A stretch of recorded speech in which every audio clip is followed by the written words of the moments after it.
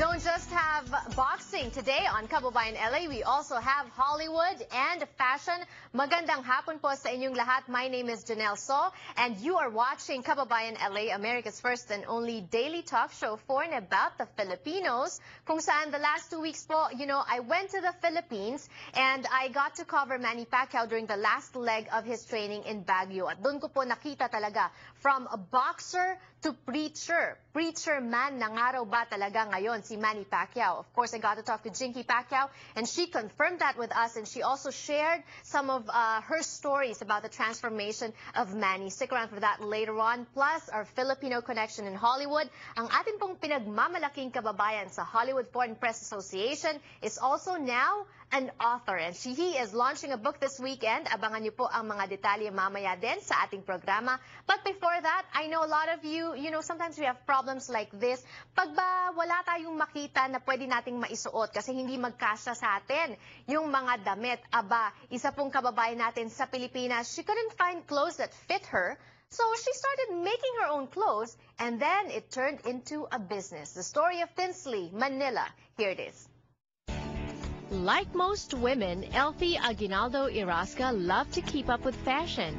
But after giving birth, she encountered a very common problem. I gained weight after giving birth, so nothing fit me, so I decided to make my own clothes.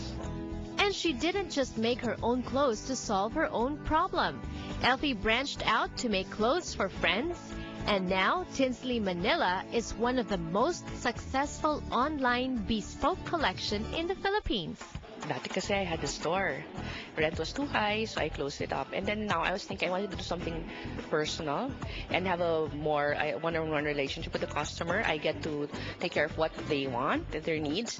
And also because I didn't want them to wear the same clothes like everybody else did. Because I got a lot of complaints. Customers would, when they go to parties, pare-pareho sila. Like I remember I had a customer na she bought from a certain shop, and then she ended up in a party, 4 of them were wearing the same dress. And what I like is when you say that you tweak not just the design, you also tweak the measurement. So talagang maganda yung bagsak. Maganda yung bagsak sa katawan. And then, like if like a dress is sleeveless and the customer wants to wear it with long sleeves or short sleeves, I can do that. I can turn a dress into a top and vice versa. And then halimbawa pag medyo malalim and medyo conservative yung client, pwede kong itahe. Pwede kong gawing mas high neck. She's dressed famous celebrities like popular Filipino talk show host Chris Aquino. But Elfie insists Tinsley is all about real clothes for real women. Well, I saw it in one of the Facebook page, and I said, this is what I want, because it's like my mom's dress in the 60s, and I'm into that era. I like that, but it's classy, but yet it's modern and chic. And I'm a mother, working mother, and I want something that I could wear it from work to function to tea to coffee and meet with friends. Yung design is very classic and yet trendy, parang Grace Kelly. Yun. What made you decide to place your order? Kasi kailangan ko ng mga clothes for work, and here parang walang nag-fit sa akin. It's either big or too small. So, yun. Beautiful clothes and personalization. Yan, pag-usapan natin yung mga umu-order sa Facebook. Di ba tayo lalo na pag damit, gusto natin, nafe-feel natin yung tela, nasusukat natin. Hindi ka ba nagka-problema ng ganun? Initially, I did. I made a gamble. It's like a risk all the time. But I found out how great Elfie is. As a person, as a businesswoman, and a friend. So from then on, I got this. So, gaano katagal ka ng kliyente ng Tinsley? More than years. More than years, yes.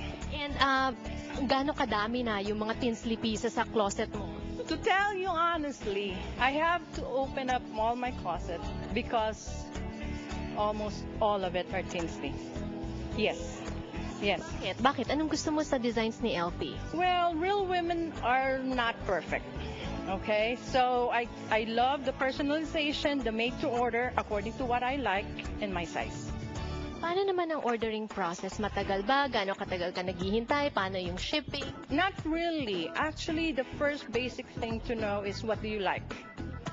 What do you like as into style, the fabric, and your measurements. That's all you need. Elfie takes care of everything. It's simple. Pick a look you like, send your measurement, and wait for your custom made-to-measure frock.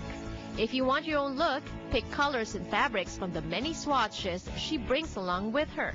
I actually don't think with the way I operate, I don't think I can get really big because I would lose my one-on-one relationship with my customers and I really want to maintain it, and I think that's the reason why bumibili sila ng Tinsley. So, I don't know how big. I would like to make my US market bigger. And to make it easy for more customers in the States, Elfie is currently traveling the U.S. for scheduled trunk shows.